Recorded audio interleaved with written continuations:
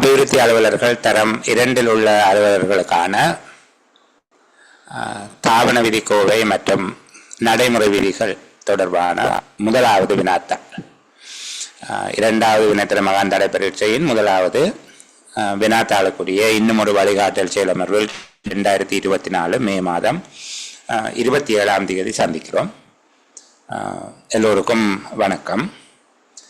இன்றைக்கு தாவண விதிக்கோவையின் 28, 13 மற்றும் 8 ஆகிய அத்தியாயங்கள் தொடர்பாக கலந்துரையாடலாம் என திட்டமிடப்பட்டிருக்கிறது. எங்களுக்கு செலவாகக்கூடிய நேரம் பற்றிய ஒரு மதிப்பீட்டு இந்த அத்தியாயங்களை பேசுவதற்கு போதுமானதாக இருக்கும் என்று கருதுகிறேன்.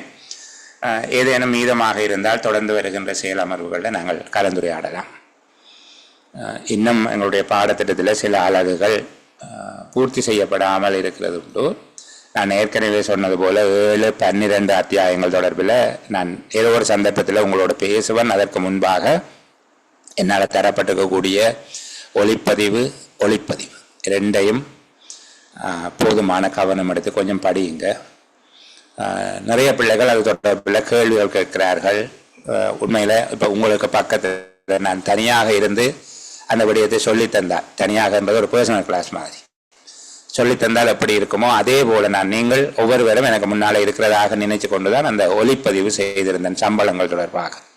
அதுபோல் 47, 48 அத்தியாயங்களில் நீங்கள் சொன்னீங்க ஒழுக்காற்று அதிகாரி என்றால் யார் என்கிற கேள்விக்கு எங்களுக்கு விட தெரியவில்லை என்று. அப்படி என்றால் நீங்கள் அந்த ஒளிப்பதிவை கேட்க இல்லை என்கிறது தான் அர்த்தம். அதனுடைய முதலாவது விடயமே 48வது அத்தியாயத்தினுடைய முதலாவது 48:1 இருக்கக்கூடியது ஒழுக்காற்று அதிகாரி என்கிற வரவிலக்கணத்தோடு தான் அது ஆரம்பிக்கிறது. நாங்கள் அதன் எளிமை கருதி அந்த பாடத்தை இலகுவாக கற்பிக்க வேண்டும் என்பதற்காக 13ஆம் பிரிவில் இருந்து 27வது பிரிவு வரைக்கும் பார்த்துட்டு அதன் பின்பாக முதல் பகுதிக்கு வருகிறது. 48வது அத்தியாயத்தினுடைய செயலமர்வு இன்னும் நிறைவு செய்யப்படவில்லை. எப்படி பொதுச்சேவை ஆணைக்குழுவின் நடைமுறை விதிகள் செயலமர்வு முடிஞ்ச பின்னால் அதில் வரக்கூடிய வினாக்கள் இங்கொன்றும் அங்கொன்றுமாக நாங்கள் பார்த்தோமோ அதே போல் 48வது அத்தியாயமும் மிகப்பெரிய அத்தியாயம். அதுபோல் 12வது அத்தியாயமும் மிகப்பெரிய அத்தியாயம். அது 38 பிரிவுகளை கொண்டது 2 அத்தியாயங்கள். அப்போ ஒவ்வொரு அத்தியாயத்திலையும் 38 பிரிவு உண்டு. இப்போ அந்த விடயங்கள் தொடர்பில் வரக்கூடிய வினாக்கள் மீள ஒரு தடவை சொல்லப்படுகிற போது தவறவிடப்பட்டவை 27, 28ஆம் பிரிவுகள், அதுபோல் கணக்காய்வு அறிக்கை, உள்ளக கணக்காய்வு அறிக்கை என்பவற்றை அடிப்படையாக கொண்டு ஒழுக்காற்று நடவடிக்கை மேற்கொள்ளுதல் போன்ற விடயங்கள் நாங்கள் பேசப்பட இல்லை. அந்த விடயங்கள் பேசுவோம். ஆனால் நீங்கள் எனக்கு செய்யக்கூடிய தனிப்பட்ட உதவி, நாங்கள் உங்கள் ஒவ்வொருவரை என்னுடைய நண்பனாக, நண்பியாக, சகோதரனாக, சகோதரியாக கேட்கக்கூடியது என்னென்னா, ஒரு கால் எனக்காக அந்த விடயத்தை படியுங்க. படிச்சுட்டு செயலமர்வுக்கு வேறுங்க முழுமையாக விளங்கும். சரியா? இது ஏன் ஒளிப்பதிவில் சொல்லுகிறேன் என்றால், வராதவர்கள் அதிகம், அவர்கள் இந்த ஒளிப்பதிவை நம்பி தான் இருக்கிறார்கள். ஆகவே ஒளிப்பதிவில் சொன்னால்தான் எல்லாருக்கும் இந்த செய்தி போய் சேரும் என்கிற அடிப்படையில் பேசுகிறேன். சரி, இப்போ நிர்வாக நடைமுறைகளும் செயல்முறைகளும் என்கிற 28வது அத்தியாயம். சில விடயங்கள் எங்கே இருக்குது என்று சொல்லி தெரியாமலே அரசாங்க சேவையில் இருந்து ஓய்வு பெற்று போனவர்கள் உண்டு. அரசாங்க அலுவலர்களுடைய வேலை நேரம் தொடர்பாக எங்கே இருக்குது என்று கேட்டால், அது முந்தி வேலை செய்த ஏயோ சொல்லிட்டு போனவர், அவ்வளவுதான். சரிதானே? 28ஆம் அத்தியாயத்தினுடைய 1 பிரிவிலே அது இருக்குது என்கிறது பலருக்கு தெரியாது. இந்த அலுவலக வேலை நேரம் தொடர்பாக விரிவான ஒரு கட்டுரை, இதுக்கு தனியாக ஒரு நேரம் ஒதுக்கி என்னுடைய முகநூலில் எழுதியிருக்கிறேன். அதை பற்றிய விவரம் தேவையானவர்கள் நீங்கள் பார்த்துக்கொள்ளுங்க. சரிதானே? அந்த கட்டுரை தொடர்பான விடயம் அறிவு வேணுமென்றாக்கள் அதை பார்த்துக்கொள்ளுங்க. மற்றபடி அதில் கேள்வி பெரிய அளவுக்கு பிரச்சனை இல்லை, அதெல்லாம் நாங்கள் இதுக்குள்ளே பார்த்துருவோம். வேலை நேரங்கள் பொதுவாக அலுவலகங்களில் கடமை புரிய வேண்டிய வேலை நேரம் 8:30 மணி தொடக்கம் 4:15 மணி வரைக்கும். ஒரு அலுவலர் ஒரு நாள் கடமைக்கு சமூகம் அளித்தார் என்று கருதப்பட வேண்டுமாக இருந்தால் அவர் வேலை செய்ய வேண்டிய நேரம் அலுவலகம் ஆரம்பிக்கும் நேரம் அல்லது அதற்கு முன்பாக சமூகம் அளித்திருக்கும் ஒருவர் 3.5 மணித்தியாலங்கள். 8:30 மணி அல்லது அதற்கு முன்பாக சமூகம் அளித்த ஒருவர் 3.5 மணித்தியாலங்கள் வேலை செய்தால் அவர் அரை நாள் வேலை செய்தால், அவர் 12 மணிக்கு பிறகு அவசிய காரணங்களின் நிமித்தம் விடுமுறை பெற்றாலும் அரை நாள் வேலை செய்ததாக கருதப்படும்.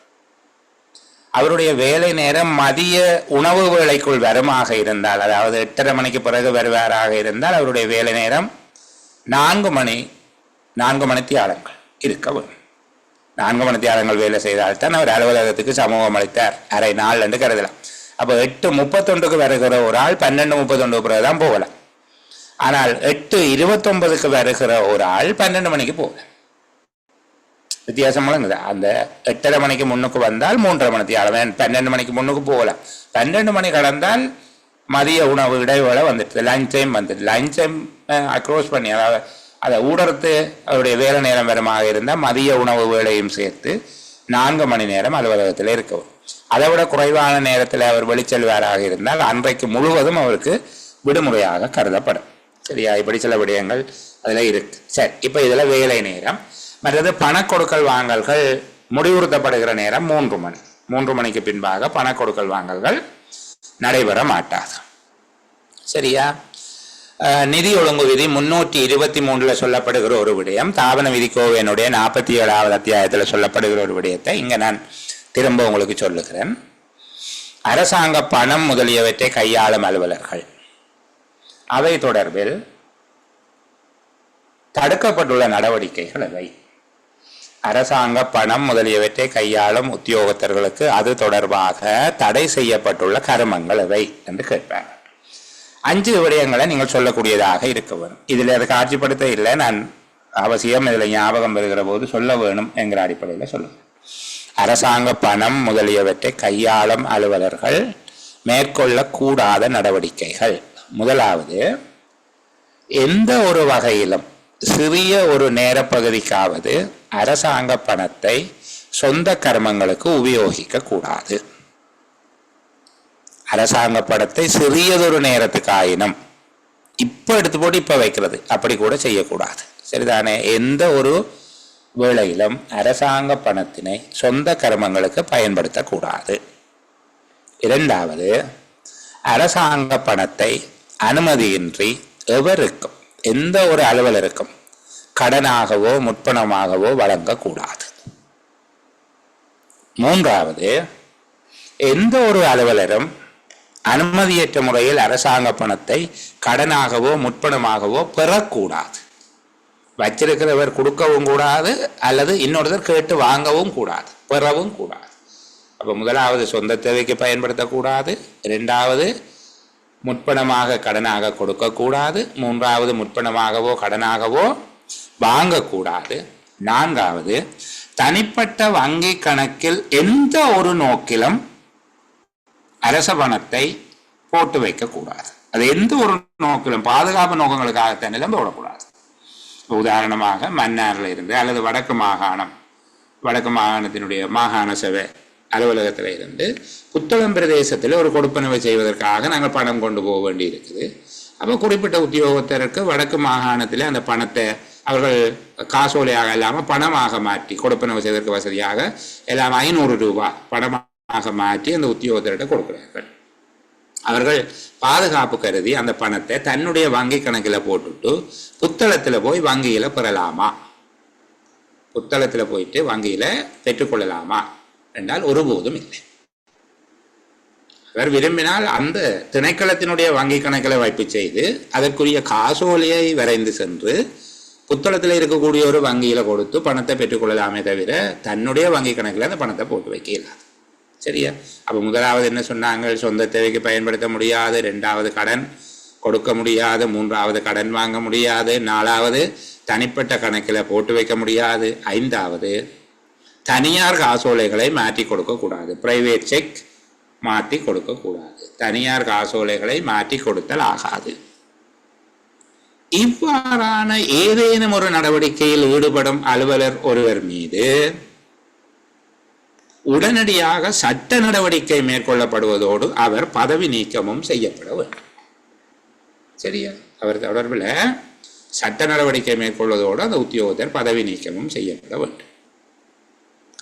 அரசாங்க அலுவலகங்களில் பணக்கர்மங்கள் ஆரம்பிக்கும் நேரம் அலுவலகம் ஆரம்பிக்கும் நேரம் தான்.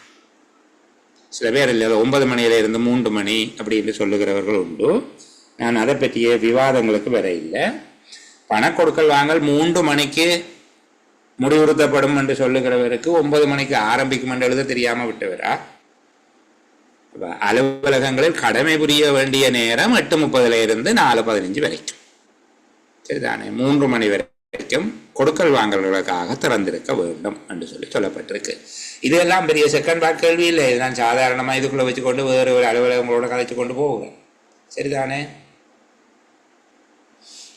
இந்த பகுதி இப்போது இல்லை. ஒவ்வொரு ஆண்டும் ஜனவரி மாதம் 15ஆம் தேதிக்கு முன்னர் ஒரு உத்தியோகத்தர் பொது 176 படிவத்தில் ஒரு வெளிப்படுத்துகையை வழங்க வேண்டும். இப்போது இது சீரமைக்கப்பட்டு ஒரு ஒப்பந்தம் ஒவ்வொரு ஆண்டும் செய்யப்பட வேண்டும் என்று சொல்லி அதற்கான படிவம் வந்திருக்குது. எப்படி வந்திருக்குது? பதவி நிலை உத்தியோகத்தருக்கு தனியாகவும் உபநிலை உத்தியோகத்தர்களுக்கு தனியாகவும் ஒப்பந்த படிவம் வந்திருக்கு. ஒவ்வொரு ஆண்டும் ஒப்பந்தம் செய்ய வேணும் என்று சொல்லி. சரி, நாங்கள் இது ஒரு கேள்வியாக வாரது. சரிதானே? கடமை ரீதியான அலுவலக கடிதம், கடமை ரீதியான கடித தொடர்பில் பின்பற்றப்பட வேண்டிய விதிகள் எவை என்று சொல்லி, இப்போ இதுக்கு எங்களாக என்ன செய்யறதுன்றா, இந்த சேர் எழுதின புத்தகம், அந்த சேர் எழுதின புத்தகம், இந்த சேரும் அந்த சேரும் சேர்ந்து எழுதின புத்தகம் எல்லாத்தையும் படிச்சுட்டு உத்தியோகபூர்வ கடிதம் தொடர்பாக பின்பற்றப்பட வேண்டிய விதிகள் என்று சொல்லி அதை பாடமாக்குற இதில் இருக்குது. சரிதானே? தாவன விதிக்கோவையில் அந்த ஏற்பாடு செய்யப்பட்டு இருக்குது. 28ஆம் அத்தியாயம் அந்த விடயத்தை சொல்லுது என்று பார்த்து கொண்டா சரி. கடமை ரீதியான கடித தொடர்புகள் விடயத்தில் பின்பற்றப்பட வேண்டிய விதிகள். ஒரு கடிதத்தில் ஒரு விடயம் மாத்திரம் இயலுமான எல்லா சந்தர்ப்பங்களிலும் உள்ளடங்க வேண்டும். ஒவ்வொரு விடயத்துக்கும் ஒரு கடிதம் எழுத வேண்டும்.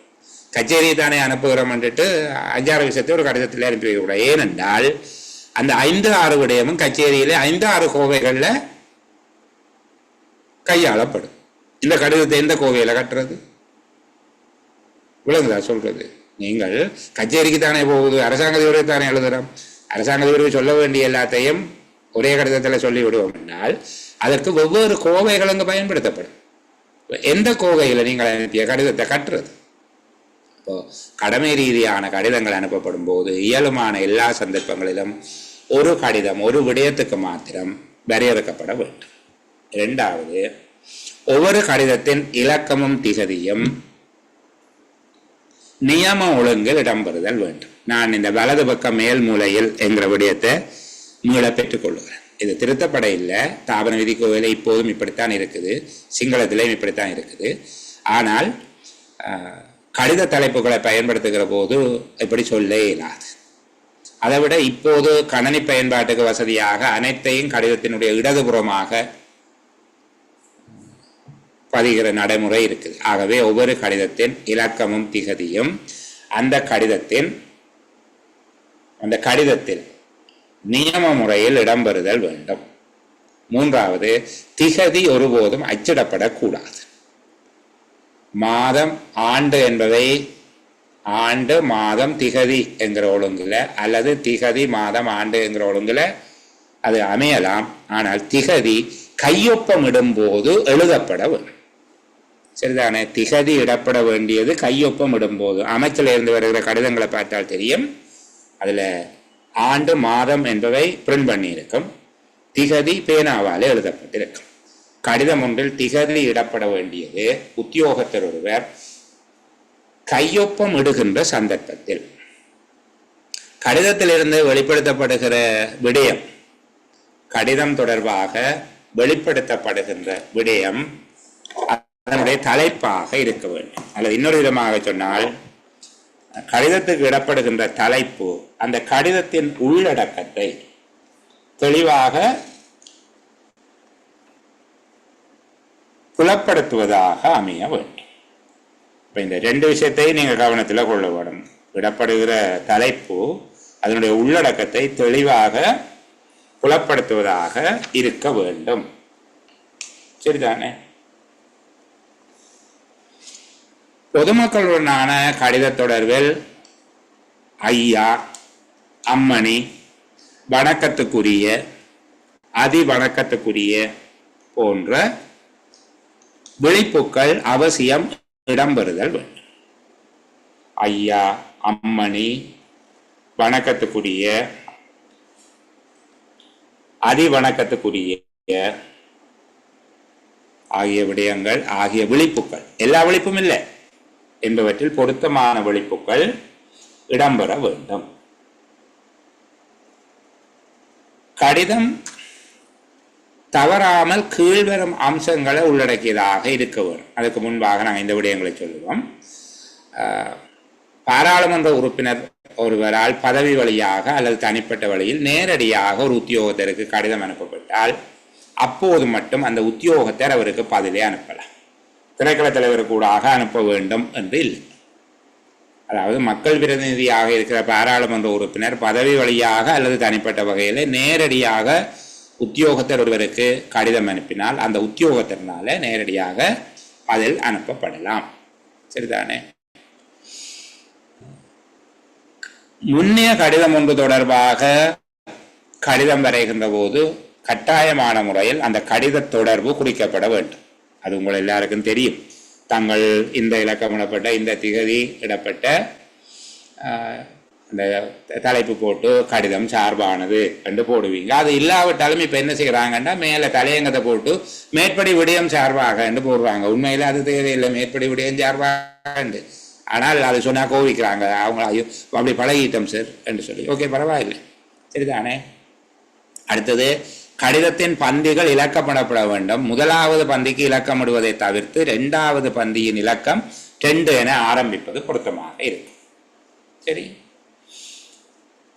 ஏதேனும் ஒரு பிரதியை அனுப்பி வைப்பது போதுமானதாக இருந்தால் அதனுடைய மூல பிரதியை அனுப்பக்கூடாது. ஏதேனும் ஒரு ஆவணத்தினுடைய கொப்பி அனுப்பினா போதுமென்றா ஒரிஜினலை அனுப்பக்கூடாது. அதே போல பின்னிணைப்புகள் வைக்கப்படுகின்ற போது கடிதத்திலிருந்து அவை கலராத வகையில் பிரிக்கப்படாமல் இணைக்கப்பட வேண்டும். ஒரு கடித உரையில வேறுபட்ட கடிதங்கள் வைத்து அனுப்பப்படுவதை இயலுமான வரைக்கும் தவிர்க்க வேண்டும். அப்படி இல்லாவிட்டால் அவற்றை தனித்தனியாக மடிக்க வேண்டும். ஒரே கடித உரையில் ஒன்றுக்கு மேற்பட்ட கடிதங்கள் வைத்து அனுப்புவதை இயலுமானவரை தவிர்க்கலாம். அவ்வாறு வைத்து அனுப்புகிற போது எல்லாத்தையும் சேர்த்து ஒரே மடிப்பா மடித்து ஸ்டெப்லர் வச்சு அனுப்பி போடக்கூடாது. ஏன்னா முதலாவது கடிதத்தை பார்த்துட்டு அந்த சப்ஜெக்ட் ஆஃபீஸர்கிட்ட அப்படியே அனுப்பிடுவாங்க 5 கடிதத்தை. அந்த சப்ஜெக்ட் ஆஃபீஸரும் அது எங்களை போல ஒரு கடம் கூறாக இருக்க வேண்டாம், அதை என்ன செய்ய வேண்டாம், அப்படியே குத்தி ஃபைல கட்டி விட்டு. சரியா? மிச்ச 4 கடிதத்துக்கு நடவடிக்கை இடம்பெற்றிருக்கா. அப்போ நீங்கள் சொல்லுவீங்க ஒன்றுக்கு பதில் வருகிற போது இதோடு தானே இப்போ அதெல்லாம் அனுப்பினாங்க, இது கிடைச்சோன்னா அதையும் கிடைக்கல என்று. அது கிடைச்சது, ஆனால் இதை செய்த பிள்ளையே அதையும் குத்தி கட்டி வச்சிடுது ஃபைலில். அப்படியே அனுப்பி போடக்கூடாது. ஒன்றுக்கு ஒன்று வேறுபட்ட விடயங்கள் கொண்ட கடிதங்களை ஒரே உரையில் வைத்து அனுப்பும் போது அவை தனித்தனியாக மடிக்கப்பட வேண்டும் அல்லது ஒன்றாக இணைக்கப்படக்கூடாது. கையொப்பமிடுபவருடைய பெயர் அது என்ன ஒழுங்கில் இருக்க வேண்டும்னா முதல் கையொப்பம், பின்னர் அவருடைய பெயர், அதன் பின்பாக பதவி பெயர் என இருக்கவும். அப்போ கையொப்பமுடையவருடைய பெயர் கையொப்பத்துக்கு கீழாகவும் பதவி பெயருக்கு மேலாகவும் எழுதப்பட வேண்டும் என்று சொல்லப்படுது. அப்போ பெயர் எங்கே இருக்கணும், கையெழுத்துக்கள் இருக்கணும், பதவி பெயருக்கு மேலே இருக்கணும். சரிதானே? இப்போ SLM வீரகோன் அரசாங்க அதிபர் அந்த மாவட்டம் அப்படி போட்டிருக்கோம். அந்த அதுக்கு மேலே அவர் கையெழுத்து வச்சுருப்பார். கையெழுத்து, அதுக்கு பிறகு பெயர், அதுக்கு பிறகு அவருடைய பதவி. சரிதானே? கடமை ரீதியான எல்லா கடிதங்களிலும்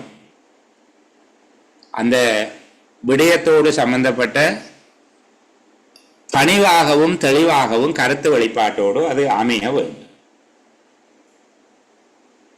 இன்னொரு விதமாக சொன்னால் பண்பான மொழி நடையிலே அவை எழுதப்பட வேண்டும்.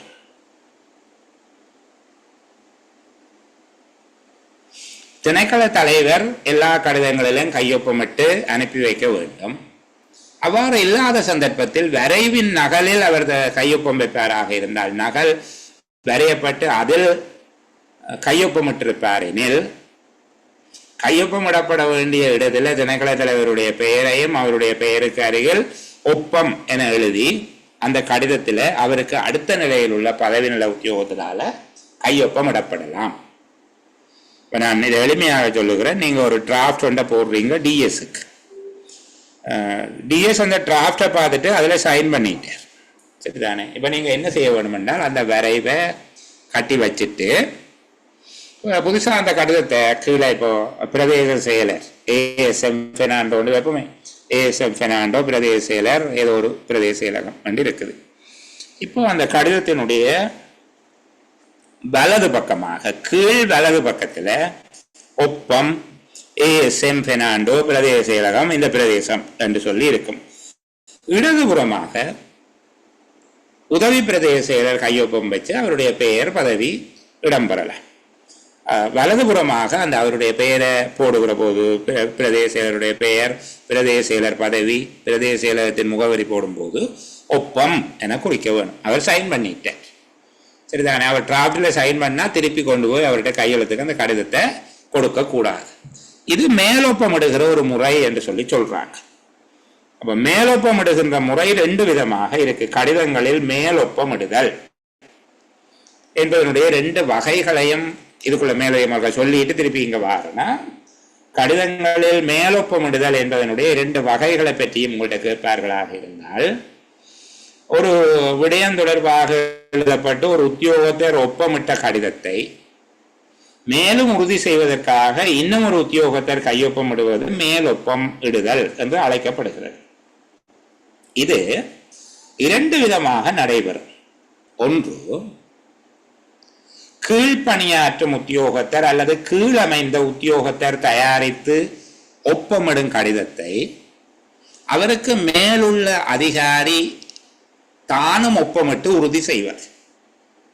உதாரணமாக, கிராம அலுவலரினால் ஒப்பமிடப்பட்ட ஒரு ஆவணத்தினை பிரதேச செயலர் அதன் கீழாக ஒப்பமிட்டு உறுதிப்படுத்துவது, இது ஒரு வகையிலான மேலொப்பமிடுதலாக இருக்கும். இரண்டாவது, கடிதத்தின் வரைவு ஒன்றிற்கு திணைக்கள தலைவர் அல்லது நிறுவன தலைவர் ஒப்பமிட்ட பின்பு அதன் கடிதத்தினை தயாரிக்கும் போது, நகலுக்கு ஒப்பமிட்ட பின்னர் அதன் அசலை தயாரிக்கும் போது, நகலில் ஒப்பமிடப்பட்டவருடைய பெயர், பதவி என்பவற்றை ஒப்பம் என குறிப்பிட்டு கடிதத்தின் வலது புறத்தில் குறிப்பதோடு, அவருக்கு அடுத்த நிலையில் உள்ள நிறைவேற்று தர அல்லது பதவி நிலை தர உத்தியோகத்தரினால் ஒப்பமிடப்பட்டு கடிதம் அனுப்பப்படுவது இரண்டாவது மேலொப்பமிடுகின்ற முறையாக இருக்கு.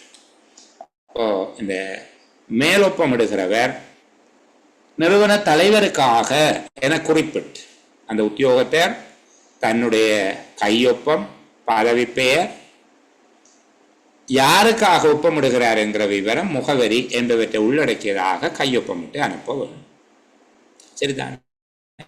இப்போ இது தவிர இந்த இதில் பாருங்க, கையொப்பம், அதுக்கு பிறகு அரசாங்க அதிபருக்காக, அதன் பின்பாகத்தான் பெயர். ஆனால் நாங்கள் இதை மாறித்தான் செய்து வச்சிருக்கிறோம் என்று நினைக்கிறேன். பெயர் அதுக்கு பிறகுதான் அரசாங்க அதிபருக்காக என்று போட்டு வச்சிருக்கிறோம். இல்லை, சரிதானே?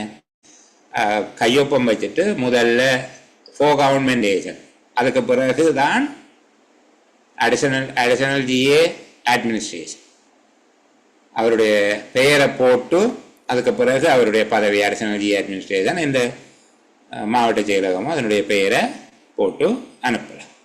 சரிதானே? இது தவிர ஒரு கடிதம் தொடர்பாக மேலதிகமாக சொல்லுகிறது, கடிதம் எப்போதும் தெளிவானதாகவும் சுருக்கமானதாகவும் இருக்க வேண்டும். அதே வேளையில் பூரணமாக இருக்க வேண்டும். உள்ளடக்கப்பட வேண்டிய எல்லா விதமான தகவல்களும் உள்ளடக்கப்பட்டிருக்க வேண்டும். இலகுவான மொழி நடையிலே அமைந்திருக்க வேண்டும். பந்திகள் பிரிக்கப்பட வேண்டும், இலக்கமிடப்பட வேண்டும். அந்த விடயங்கள் எல்லாம் நாங்கள் ஏற்கனவே சொல்லிட்டோம். அதே போல பந்திகள் பிரிக்கப்பட்டு இலக்கமிடப்படுவதோடு ஒவ்வொரு கருத்தையும் அல்லது ஒவ்வொரு பிரதான விடயத்தையும் கூறுவதற்கு ஒவ்வொரு பந்தி அமைக்கப்படுவது சிறப்பானதாக இருக்கும். கடிதத்தினுடைய தொடர்பு இலக்கம், கிடைத்த கடிதத்தினுடைய தொடர்பு இலக்கம் என்பவை சரியாக உள்ளதா என்பது செவ்வாய் பார்க்கப்பட வேண்டும். தயாரித்த உத்தியோகத்தினுடைய சிற்றொப்பம், சிக்னேச்சர் அல்ல, ஷோர்ட் சிக்னேச்சர், சிற்றொப்பம் கடிதத்தின் அலுவலக பிரதியில் இடப்படுதல் வேண்டும். சரி, இவ்வளவு விஷயம் எழுதினீங்க என்றாலே போதும், நிறைய இருக்கு. அடுத்தது, ரகசிய கடிதங்கள் கையாளப்படுகின்ற விதம் தொடர்பாக சில வேளையில் இன்னொரு கேள்வியை கேட்பார். சரிதானே? அந்தரங்க கடிதங்கள் அல்லது இரகசிய கடிதங்கள் கையாளப்படுவது தொடர்பான நடைமுறையை விவரிக்க என்று கேட்பார். இதுவும் கனவே புத்தகங்களில் படித்துத்தான் இந்த விஷயத்தை எழுதுகிறார்கள். கொஞ்சம் எளிமையாக சொல்லித்தாரனே, நீங்களும் பார்த்து கொள்வீங்கன்னா இந்த அத்தியாயங்கள் பதிவிட்டு விடுகிறேன். இந்த சேலமர்வு முடிஞ்ச உடனே உங்களுக்கு கிடைக்கும். சரிதானே? சரி. அந்தரங்கமான குறித்த ஒரு நபரினால் மட்டும் கையாளப்பட வேண்டிய, குறிப்பாக ஒரு நிறுவன தலைவர் அல்லது திணைக்கள தலைவரினால் மட்டும் கையாளப்பட வேண்டிய கடிதங்களை அந்தரங்க கடிதங்கள் அல்லது அந்தரங்க ஆவணங்களாக கருதி அவற்றை அனுப்பும்போது கடித உரை ஒன்றிலிட்டு அந்த கடித உரையினை பொறியிட்டுண்டா மூடி ஒட்டி சீல் பண்ணி என்னமோ அந்த கடித உரையினை பொறியிட்டு கடித உரையின் மேல் இரகசியமானது அல்லது அந்தரங்கமானது என குறியிடுதல் வேண்டும். சரியா? இடையில ஒரு கேள்வி கேட்டிருக்கிறாங்க. போட்டு கையொப்பமிடுகிற சந்தர்ப்பங்களில் திணைக்கள தலைவருடைய பெயர் பொறித்த ரப்பர் முத்திரை பதிக்கலாமா?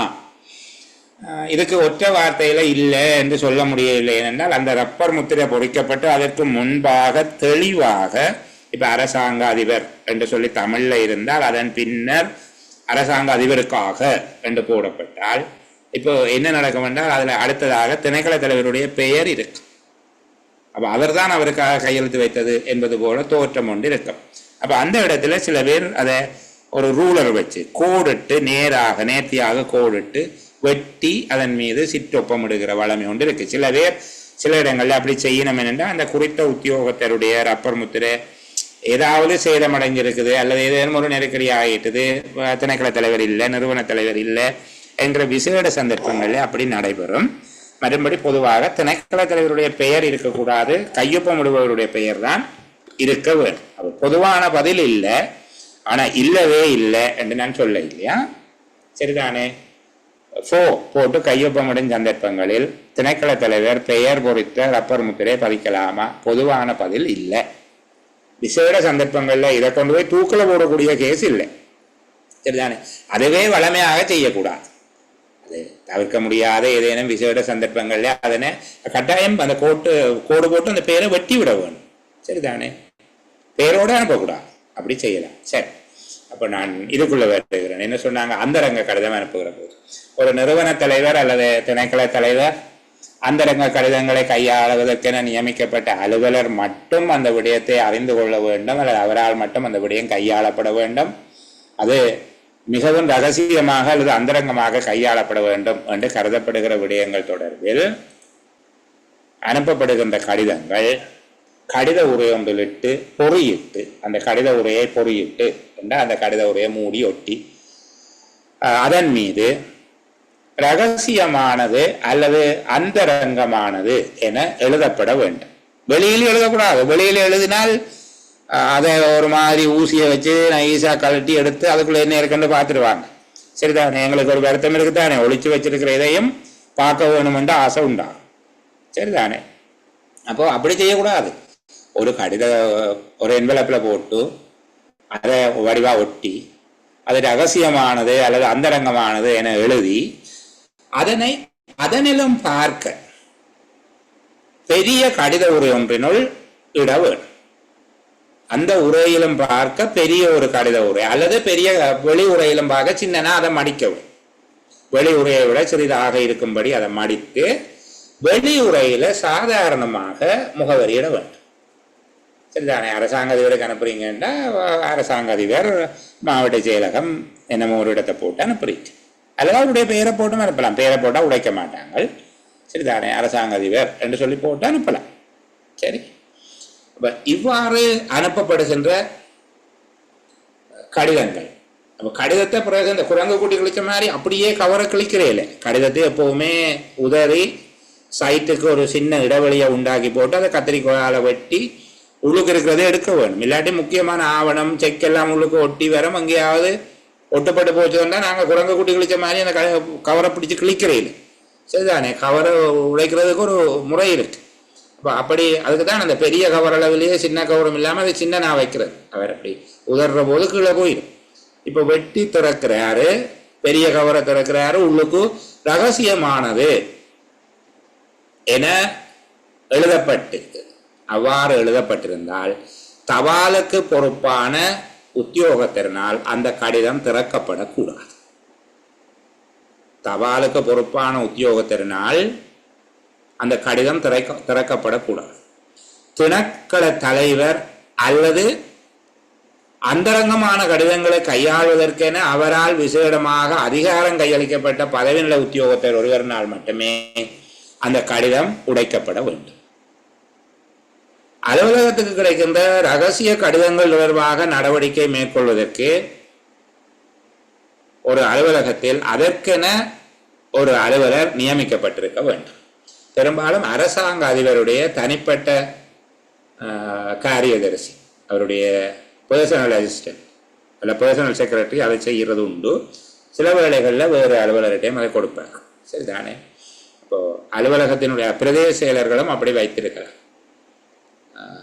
தங்களுக்கு என்று சொல்லி ஒரு சும்மா அட்வான்ஸ் ப்ரோக்ராம், டயரி, டிவிஎஸ் அடிக்கிறதுக்கும் கிளைம் போடுறதுக்கும் வச்சிருக்கக்கூடாது. இப்படியான நடவடிக்கைகளை செய்கிறதுக்கும் அவர்களை பழக்கி எடுக்க முடியும். சரி, அப்போ ஒரு அலுவலகத்தினுடைய ரகசிய கடிதங்கள், ரகசிய நடவடிக்கைகள் தொடர்பாக கையாள்வதற்கு அதற்கென ஒரு அலுவலர் நியமிக்கப்பட்டிருக்க வேண்டும்.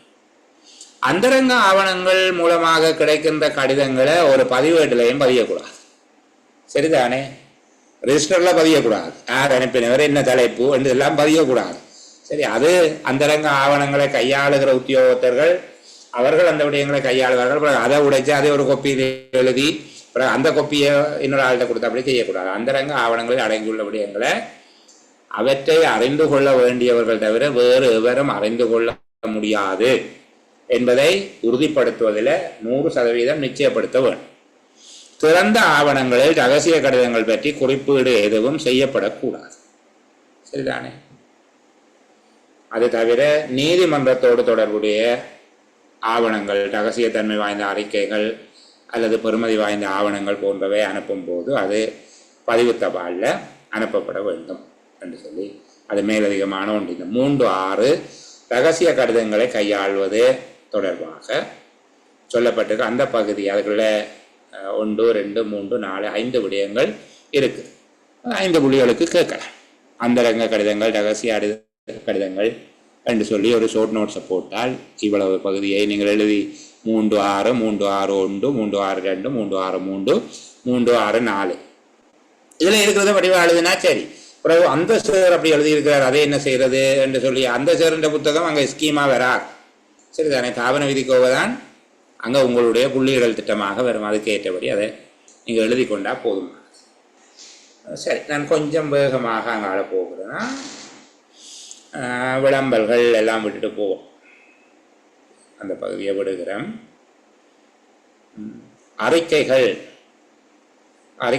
அறிக்கைகளினுடைய வகைகள் வேணாம். இந்த அலுவலக ஆவணங்களினுடைய கட்டுக்காப்பு, பாதுகாப்பு தொடர்பாக அடிக்கடி கேள்விகள் வாருது. சரிதானே? அலுவலக ஆவணங்களுடைய கட்டுக்காப்பு, பாதுகாப்பு தொடர்பாக ஒரு அலுவலகத்தில் இருக்கக்கூடிய எவ்வகையான ஆவணங்களை அழிக்கக்கூடாது என்று சொல்லி கேட்டிருக்காங்க. அது பல தடவைகள் அந்த கேள்வி கேட்கப்பட்டிருக்கு. ஒரு அலுவலகத்தில் இருக்கக்கூடிய எவ்வகையான ஆவணங்கள் அழிக்கப்படக்கூடாது. சரிதானே? அல்லது ஒரு அழிக்கப்பட்ட ஆவணம் தொடர்பாக எவ்விதமான பதிவுகள் பேணப்பட வேண்டும் என்று சொல்லியெல்லாம் கேட்டிருக்காங்க. இந்த சட்டங்களை பற்றியெல்லாம் நான் உங்களுக்கு சொல்ல இல்லை. நீங்கள் இப்போதைக்கு அதை பாடமாகி அதெல்லாம் சிரமப்பட தேவையில்லை. சரிதானே? 73ஆம் ஆண்டின் 48ஆம் இலக்க தேசிய ஆவண காப்பக சட்டத்தின் 24ஆம் பிரிவில் வரைவிலக்கணப்படுத்தப்பட்டபடி பொறுப்பு வாய்ந்த அலுவலர் ஒருவர் ஆவணங்களுக்கு பொறுப்பாக வேண்டும் என்று சொல்லி அந்த விடயங்கள் தொடர்பில் வேணும்.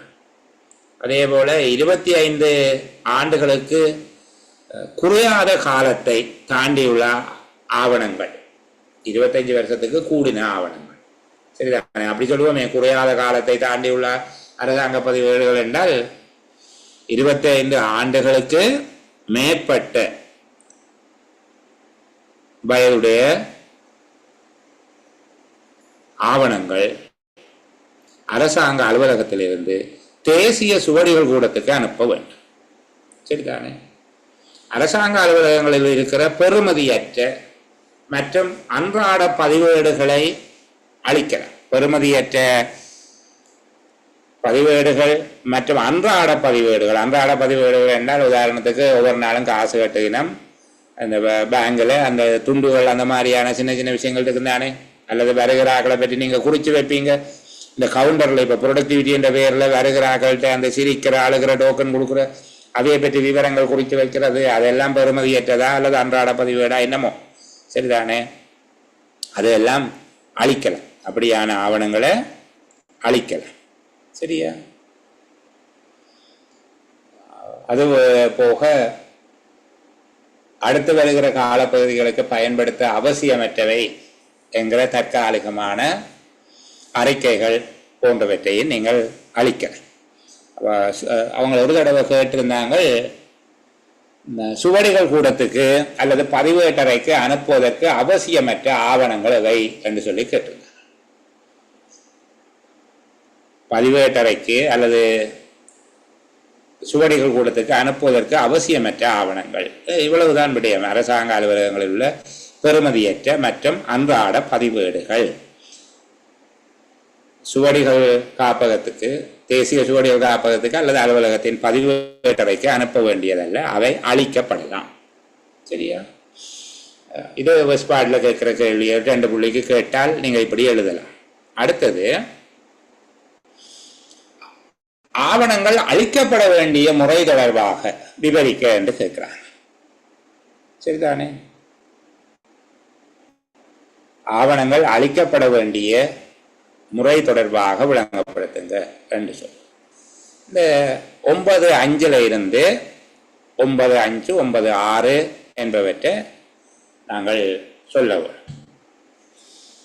திணைக்களத்தில் அல்லது நிறுவனத்தில் உள்ள பெறுமதியற்ற அறிக்கைகள் மற்றும் அளிப்பதற்கு அங்கீகரிக்கப்பட்ட ஆவணங்கள் என்பவற்றை தவணை அடிப்படையில் அளிப்பதற்கு திகதி ஒன்றை ஒவ்வொரு திணைக்களமும் நிர்ணயிக்க வேண்டும். அளிக்கிற மெத்தட் கவனமா இந்த பகுதி கேட்டிருக்கிறாங்க. பெறுமதியற்ற அறிக்கைகள், அளிப்பதற்கு அங்கீகரிக்கப்பட்ட ஆவணங்கள் என்பவற்றை தவணை அடிப்படையில் அளிப்பதற்காக திகதி ஒன்றை ஒவ்வொரு திணைக்களமும் நிர்ணயிக்க வேண்டும். சரிதானே? அவ்வாறு ஆவணங்கள் அளிக்கப்படும் போது திணைக்கள தலைவருடைய கட்டளையின் கீழ் மாத்திரம் அளிக்கப்பட வேண்டும். திணைக்கள தலைவர் பார்வையிட்டு அவருடைய கட்டளையின் பேரில் மாத்திரம்தான் அந்த ஆவணங்கள் அளிக்கப்பட வேண்டும். அளிக்கப்பட்ட ஒவ்வொரு ஆவணம் அல்லது அறிக்கை தொடர்பாகவும் கீழ்வரும் விடயங்களை உள்ளடக்கிய விவரமான அறிக்கை பதிவேடு ஒன்றில் எழுதி பதிவேடு கவனமாக பாதுகாக்கப்பட வேண்டும். இதுதான் நாங்கள் விடயம். சரிதானே? இந்த விடயங்கள் எழுதினால்தான் புள்ளி. அந்த ஆவணத்தினுடைய அல்லது கோப்பினுடைய இலக்கம் திகதி, அந்த ஃபைல் இலக்கமும் திகதி. இரண்டாவது அதனுடைய தலைப்பு விடயம், அது தொடர்பான காலக்கெடு, அதாவது காலப்பகுதி, எப்போது தொடக்கம் எப்போது வரையில் அந்த கோவை அல்லது பதிவேடு பயன்படுத்தப்பட்டது. அதில் அடங்கியுள்ள விடயங்கள் வளமையாக மேற்கொள்ளப்படும் அன்றாட நடத்தைகள் அல்லாவிடின் அதை பற்றிய சுருக்க பொழிப்பு. உதாரணமாக, பொதுசன மாதாந்த உதவி பணம் பெற்ற இறந்தவர்களுடைய விண்ணப்பங்கள் என்று சொல்லி இருந்தால் அதை எழுதுறது. சரிதானே? பொதுசன மாதாந்த உதவி பணம் பெற்ற இறந்தவர்களுடைய விண்ணப்பங்கள், அதை பற்றி எழுத. அப்போ அதில் அடங்கியுள்ள விடயங்கள் வளமையாக இருப்பதை விட எதுவும் விசேடத்தன்மை இருந்தால் அதை பற்றி சுருக்கமாக எழுத வேண்டும். அளிப்பதற்கான அதிகாரத்தை வழங்கிய கடிதத்தின் தொடர்பு குறிப்பு, அதாவது எந்த இலக்க எந்த திகதி கடிதத்தின் மூலமாக அளிப்பதற்கு அதிகாரம் வழங்கப்பட்டிருக்கிறது, ஆவணங்கள் எவ்வாறு அழிக்கப்பட்டன, துண்டு துண்டாக கிழிக்கப்பட்டதா, எரிக்கப்பட்டதா, அல்லது நெப்டியோனோ போட்டதா, நெப்டியோன்ன்றது தேசிய கடதாசி கூட்டு ஆவணத்துக்கு ஒப்படைக்கப்பட்டதா என்பதை பற்றி எழுத வேணும். அது எவ்வாறு அழிக்கப்பட்டது, அழிக்கப்பட்ட முறை பற்றி அதில் எழுத வேணும், அழிக்கப்பட்ட திகதி சரியா ஆகிய விடயங்கள் இருக்க வேணும். அப்ப இதுக்கு முக்கியமான கேள்வி என்ன? அரசாங்க அலுவலகங்களில் உள்ள ஆவணங்கள் அழிக்கப்படும் முறை தொடர்பாக விவரித்து அது தொடர்பில் பேணப்பட வேண்டிய விவரங்கள் எவை என்று சொல்லி கேட்பார்கள். பெறுமதியற்ற அறிக்கைகளும் ஆவணங்களும் அங்கீகாரம் பெறப்பட்டு அதை தவணை அடிப்படையில் அளிக்க வேண்டும். அதை அளிப்பதற்கான திகதி ஒன்றை திணைக்களம் தீர்மானிக்க வேண்டும். திணைக்கள தலைவருடைய பொறுப்பிலும் அவருடைய கட்டளையின் கீழும் அந்த ஆவணங்கள் அளிக்கப்பட வேண்டும். அளிக்கப்பட்ட ஆவணங்கள் தொடர்பாக விவரமான அறிக்கை ஒன்று பதிவேடில் பேணப்பட வேண்டும். அந்த பதிவேட்டில் கீழ் வருகின்ற 7 விடயங்களும் இருக்க வேணும் என்று சொல்லிவிட்டீங்களா அப்படியே முழு புள்ளியே உங்களுக்கு தெரிவார். வேற ஒன்றும் செய்யலாம், உங்கள்கிட்ட இருந்து குறைக்கலாம். சரிதானே? சரி, அப்ப நாங்கள் அடுத்த பகுதிக்கு போவோம். சரிதானே? அழிக்கக்கூடாத ஆவணங்கள் இவை. இது 2017ஆம் ஆண்டு நடந்த இலங்கை நிர்வாக சேவை போட்டி பரீட்சையில் 8 புள்ளிகளுக்கு கேட்டாங்க.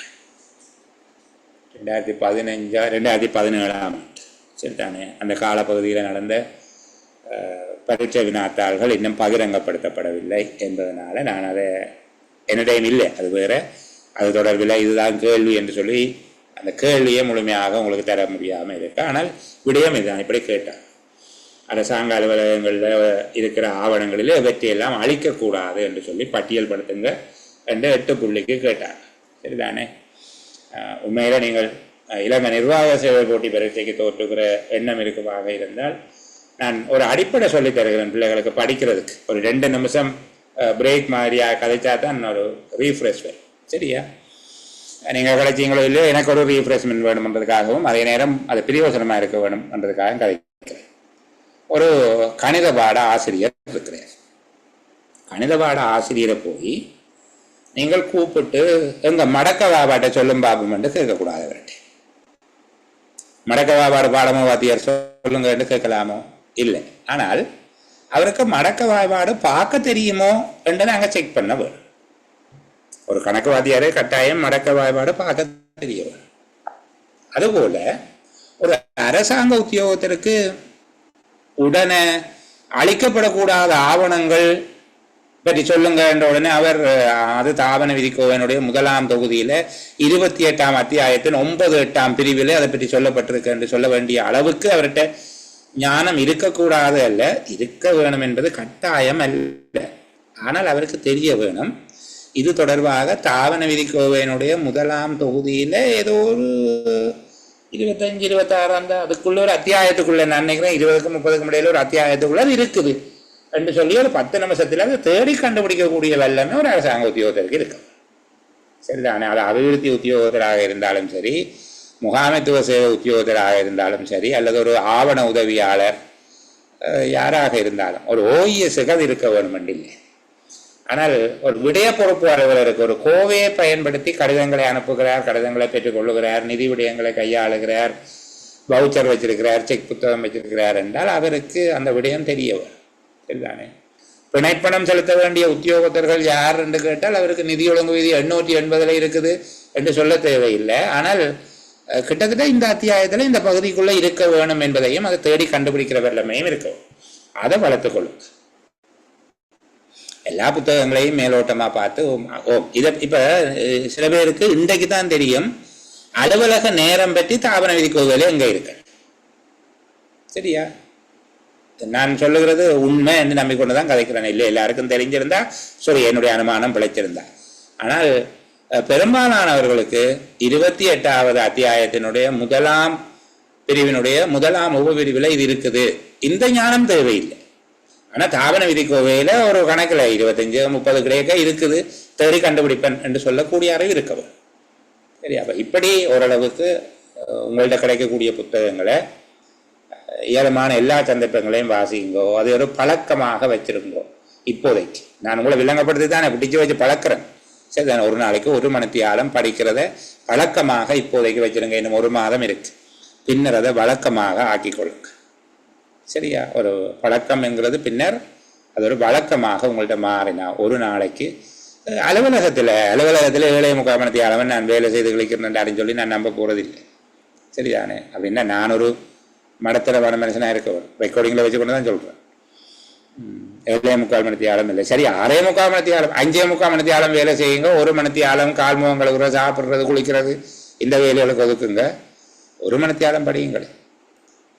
உங்களோட ஒத்ததன்மை உள்ள கனவேர் பிடிச்சிருப்பாங்க. ஒன்றும் விசேட ஆடாப்ப நீ ஆஃபீஸில் இருந்து படித்து கொண்டிருக்க, அதெல்லாம் படிக்க தேவையில்லை, இபி எக்ஸாமில் 41 மார்க்ஸ் எடுத்து பாஸ் பண்ணா சரி என்று சொல்லுவாங்க. அவனோட செய்கிற ஆளைக்கும் அந்த அதிர்வு உன்னையும் வீணாக்கி போடும். கேட்டு அந்த பிராஞ்சில் இருந்து வேறு பிராஞ்சுக்கு மாறி போயிடுங்க. அவன் இருக்கிற பிராஞ்சில் அல்லது அந்த மிஸ் இருக்கிற பிராஞ்சில் இருக்க ஆளைக்கும். சரிதானே? அந்த அதிர்வில் இருந்து தூரமாக போயிடுங்க.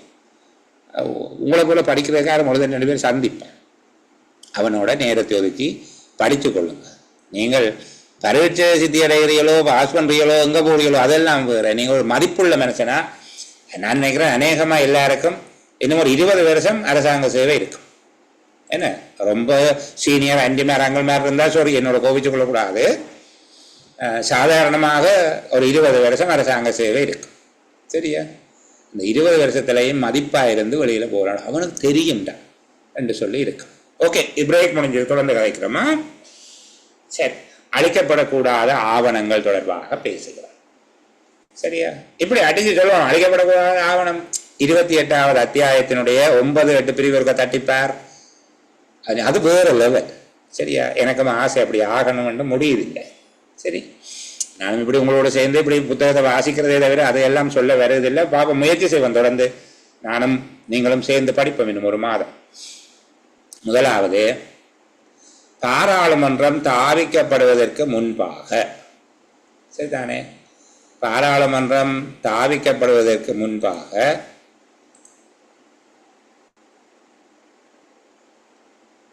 குடியேற்ற நாட்டு செயலகம் என்று சொல்ற காலனித்துவத்துக்கு பொறுப்பான செயலகம் இதுல இருக்கிற மாதிரி எழுதுவோமே, குடியேற்ற நாட்டு அலுவலகம் என்று சொல்லி, குடியேற்ற நாட்டு அலுவலகம் காலனித்துவத்துக்கு பொறுப்பான செயலகத்துடன் தொடர்பு வைத்திருந்த கடிதங்கள். இலங்கை பாராளுமன்றம் தாபிக்கப்படுவதற்கு முன்னர் குடியேற்ற நாட்டு அல்ல காலனித்துவத்துக்கு பொறுப்பான செயலகத்தோடு தொடர்பு வைத்திருந்த கடிதங்கள் அளிக்கப்படவே கூடாது. பிரிட்டிஷ் கவர்மெண்டோட தகவல் பரிமாற்றம் செய்யப்பட்ட கடிதங்கள் அளிக்கப்படக்கூடாது. சரிதானே?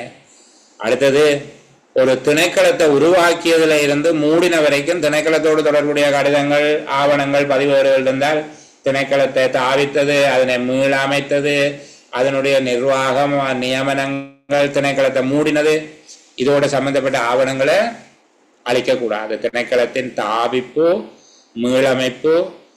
மீளமைப்பும் நிர்வாகமும் அல்ல, தாவிப்பும் நிர்வாகமும், மீளமைப்பு, உத்தியோகத்தர்களுடைய நியமனம், திணைக்களம் மூடப்பட்டமை தொடர்பாக. சரிதானே?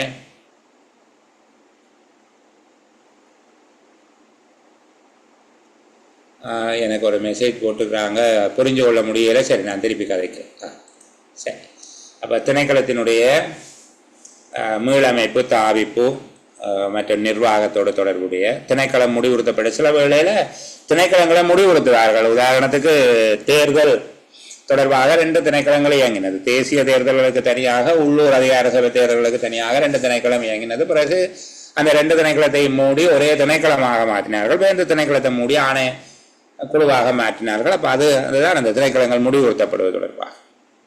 சரிதானே? அதுபோல சாம்பிளுக்கு வச்சிருக்கிற காசு, புதிதாக வெளியிடப்பட்ட ஒவ்வொரு நாணயங்கள், நாணய குட்டிகளின் மாதிரிகள், அது நிரந்தர பாதுகாப்புக்காக வெளிப்படுத்தப்பட்டிருக்கிற அது போன்ற ஆவணங்கள் அளிக்கக்கூடாது. Policy file அளிக்கக்கூடாது. கொள்கை தொடர்பான விடயங்கள் பற்றிய கோவை அளிக்கக்கூடாது. சரிதானே? அதுபோல பொலிசி இம்ப்ளிமெண்டேஷனோட சம்பந்தப்பட்ட கொள்கைகளை நடைமுறைப்படுத்துவது தொடர்பான ஆவணங்கள் அளிக்கக்கூடாது. ஆணைக்குழு சட்டத்தின் கீழ் தாவிக்கப்பட்ட விசாரணை ஆணைக்குழுவினுடைய ஆவணங்கள், விசாரணை ஆணைக்குழுவினால வழங்கப்பட்ட விசாரணை அறிக்கைகள் அளிக்கக்கூடாது. ஒரு அரசாங்க உத்தியோகத்தருடைய செயலாற்றுக மதிப்பீடு. சரிதானே? அதுபோல அரசாங்க உத்தியோகத்தினால முடித்து வைக்கப்பட்ட ஒரு செயற்பாடு. ஒரு அரசாங்க உத்தியோகத்தர் ஏதேனும் ஒரு கர்மத்தை நிறைவு செய்து வைத்தார் என்கிற போது அதை அழைக்கக்கூடாதுன்னு சொல்கிறாங்க. அரசாங்கத்துக்கு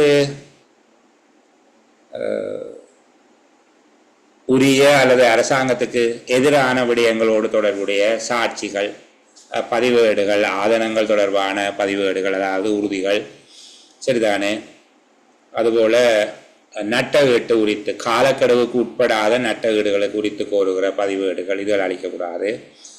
தேசிய சர்வதேச நிகழ்வு தொடர்பான அறிக்கைகள், இலங்கையில் நடந்த பொதுநலவாய மாநாடு தொடர்பான அறிக்கையை அளிக்கக்கூடாது, சரிதானே. அதுபோல் தேசிய முக்கியத்துவம் வாய்ந்த விஞ்ஞான தொழில்நுட்ப ஆராய்ச்சி, இலங்கை ஒரு சேட்டலைட்டை ஆகாயத்தில் அனுப்பி போடுதுண்டா அது தொடர்பான ஃபைலை அளிக்கக்கூடாது. பிரதேச ரீதியாக அல்ல பிராந்திய ரீதியாக முக்கியத்துவம் வாய்ந்த விடயங்கள், காணியோட சம்பந்தப்பட்ட ஆவணங்கள், காணி உரிமை சம்பந்தப்பட்ட ஆவணங்கள், சட்டம் பாதுகாக்க வேண்டும் என்று சொல்லி இருக்கிற ஆவணங்கள் அளிக்கக்கூடாது. சட்டத்தினால வரையறுக்கப்பட்ட காலம் வரைக்கும் அதை பாதுகாக்க வேணும், சட்டம் அளிக்கவே கூடாது என்று சொல்லப்பட்டால் அதை அளிக்கக்கூடாது. அதுபோல தேசிய சுவடை கூட பணிப்பாளர் காலத்துக்கு காலம் வெளியிடுகிற பணிப்புரைகளுக்கு அமைவாக 15 விஷயம் இருக்குது. ஒரு 10 எழுதக்கூடிய அளவுக்கு இதை படித்து வச்சிருந்தீங்கன்னா சரி, சரிதானே. அடுத்த மாகாணங்கள் மாவட்டங்கள் எல்லாம் நான் உங்களுக்கு படிப்பிக்க இல்லாத 5ஆம் ஆண்டு பிள்ளைகளுக்கு நீங்கள் வீட்டில் சொல்லி கொடுத்துருப்பீங்க தானே, சரிதானே. கடலோடு இருக்கிற கரையோர மாகாணங்கள் என்ன, கடல் இல்லாத மாகாணங்கள் என்ன, பிறகு ஒவ்வொரு மாகாணத்திலையும் இருக்கிற மாவட்டங்கள் என்ன, 2 மாவட்டங்கள் உள்ள மாகாணங்கள் என்ன, 3 மாவட்டங்கள் இருக்கிற மாகாணங்கள் என்ன, ஒரே ஒரு மாகாணத்துக்கு மட்டும் 5 மாவட்டம் இருக்குது. இது எல்லாம் உங்கள்கிட்ட கேட்க மாட்டாங்க, பொது அறிவு கேள்வி, சரியா. இது ஒரு கால் இது என்னென்ன கேட்கக்கூடாது. தொற்று தடை நோய் என்றா என்ன, தொற்று தடையற்ற நோய் என்றா என்னென்று கேட்கக்கூடாது. இந்த தொற்று தடை நோய்களையும் தொற்று தடை அற்ற நோய்களையும் ஒரு பாடமாக்கி வைக்கும், சரிதானே. இந்த தொற்று தடை நோய்கள் தொற்று தடை அற்ற நோய்கள் என்னமோ இப்படி ஒரு நோயால் வீட்டில் இருக்கிற யாருக்காவது இந்த நோய் வந்ததுண்டா நீங்கள் உடனடியாக திணைக்கள தலைவருக்கு அறிவிக்கும், சரியா. தொற்று நோய் தடையற்ற நோய்கள் என்பது இந்த விளம்புள்ளவாதம், மூளைக்காய்ச்சல், கொப்பளிப்பான், வயிற்றுளவு, வயிற்றுப்போக்கு, மஞ்சள் காமாலை, குடல் காய்ச்சல் இருந்தால் என்னென்னு தெரியாது, என்னமோ, சரிதானே.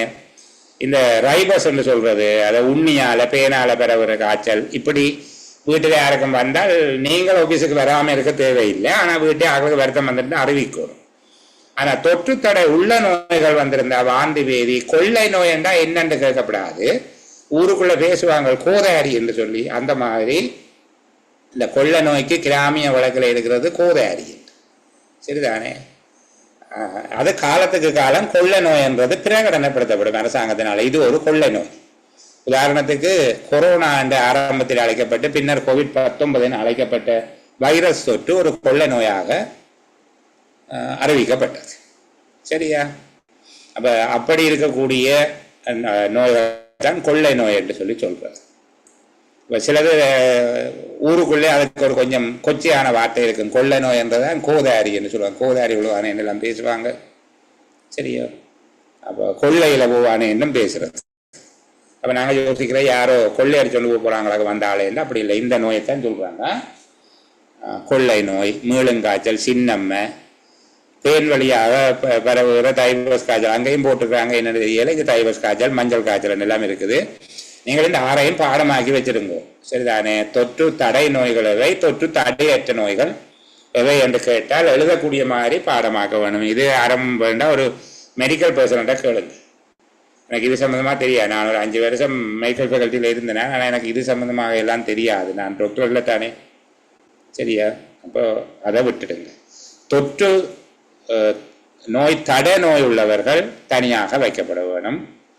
அதைக்கு கொடுக்குறது விசேட லீவு, சம்பளத்தோடு கூடிய விசேட லீவு கொடுக்கலாம். அந்த மேலே இருக்கிற லீவு வந்தால் அதான் கொரோனாக்கு கொடுக்கப்பட்டது. அது கொள்ளை நோயாக பிரகடனம் செய்யப்பட்டதால சம்பளத்தோடு கூடிய விசேட லீவு, அது லீவில் கழிக்கக்கூடாது. அதை கழிச்சாக்களும் இருக்கிறான், அது வேறு, அதை கொண்டும் செய்யல, சரியா. அப்போ 28வது அத்தியாயம் ஓரளவுக்கு மேலால் விளங்கப்படுத்தி இருக்கிறேன். அந்த பகுதியை கொஞ்சம் பார்த்து கொள்ளுங்க. 8வது அத்தியாயம் தொடர்பாகவும் பேசுவோம். கொஞ்சம் பேசி விடுவோமே. 8வது அத்தியாயமா 13வது அத்தியாயமா சுகம் 8வது கொஞ்சம் பேர் சுகோடு இருக்கேன்னு. சரி, பார்க்கக்கூடிய அளவை பார்ப்போம். இருக்கிற நேரத்துக்கு இன்னும் ஒரு 20 நிமிடங்கள் இருக்கிறபடியால் இதை பார்க்குறேன். மேலதிக நேர படிகள், விடுமுறை நாள் சம்பளங்களும் படிகள் எங்களுக்கு விளங்கக்கூடிய மாதிரி சொன்னால் ஓவர் டைம் பேமெண்ட்டும் ஹாலிடே பேமெண்ட் அப்படின்னு சொல்லி பார்ப்போம். அப்போ இதில் மேலதிக நேர பணிகள் தொடர்பான கட்டுப்பாடு, மேலதிக நேர பணிகளை கொடுக்கக்கூடிய சந்தர்ப்பங்கள் எவை என்று சொல்லி பல தடவை கேட்டிருக்கிறாங்க. சரிதானே? மேலதிக நேர கொடுப்பனவு வழங்கப்படக்கூடிய சந்தர்ப்பங்கள், இதில் வழங்கப்படக்கூடிய சந்தர்ப்பங்கள், வழங்கப்பட முடியாத சந்தர்ப்பங்கள் என்று எல்லாம் சொல்லப்பட்டிருக்குது 6 விடயங்கள். ஆனால் கேட்டால் இந்த 6ஐயும் நீங்கள் சுருக்கமாக எழுதவும். நான் இந்த மேலே இருக்கிற கெடிங்க போட்டால் அதுக்கு கீழே இருக்கிறது அப்படியே எழுதுன்றது தான் இந்த கருத்து. சரிதானே? நாங்கள் அதை கூட விளங்கி இல்லை இதில் கொஞ்சம் தானே சொல்லியிருக்கு, மற்ற நேரங்களில் கொடுக்கக்கூடாது தானே சொல்லியிருக்கு, அப்படி இல்லை. மேலதிக நேர படிகளை செலுத்த முடிந்த சந்தர்ப்பங்கள் தொடர்பான ஏற்பாடுகள் எவை என்றுதான் கேட்பாங்க. சரிதானே? அப்போ குறித்த வேலையை நிறைவேற்றுவதற்கு வேறு எந்த வழியும் இல்லாத விசேட சந்தர்ப்பங்களில் மட்டுமே மேலதிக நேர வேலைக்காக நிதியை செலவிட வேண்டும். சரிதானே? குறிப்பிட்ட பணிகளை நிறைவேற்றுவதற்கு வேறு எந்த வழியும் இல்லாத அதிவிசேட சந்தர்ப்பங்களில் மட்டும்தான் மேலதிக நேர பணிக்காக நிதி செலவிடப்பட வேண்டும்.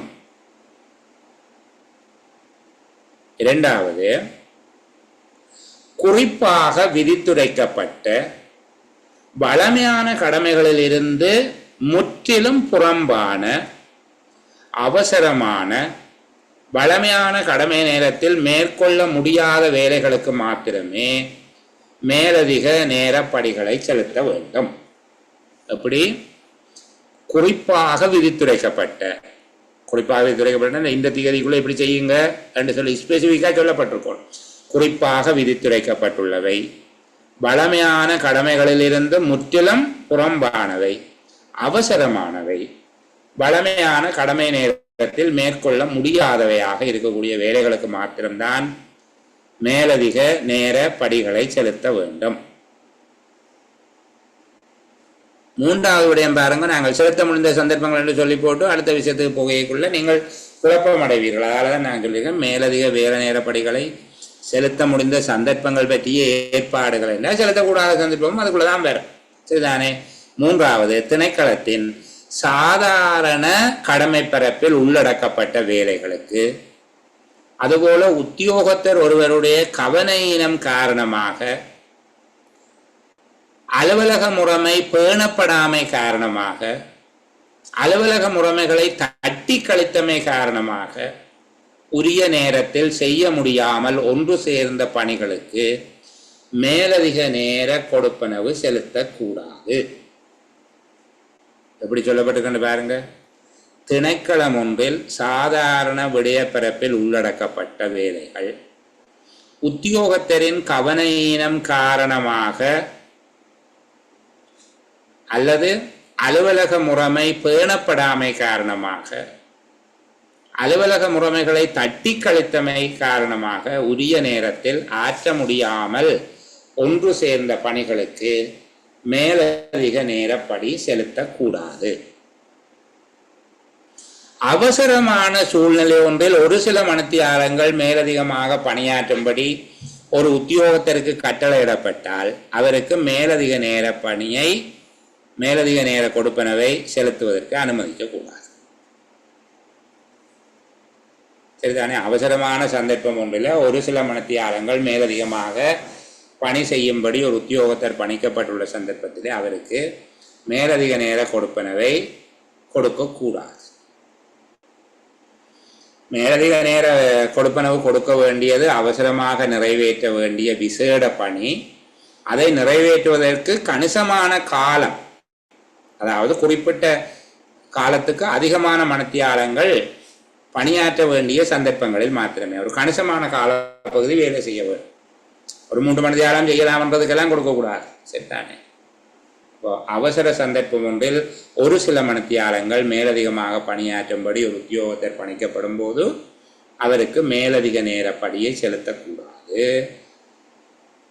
அவசரமாக நிறைவேற்ற வேண்டிய விசேட பணி ஒன்றை நிறைவேற்றுவதற்கு அதிக மணித்தியாலங்கள் அல்ல கணிசமான மணித்தியாலங்கள் மேலதிக நேரம் பணியாற்ற வேண்டிய சந்தர்ப்பங்களில் மாத்திரமே மேலதிக நேரப்படியை செலுத்த வேண்டும்.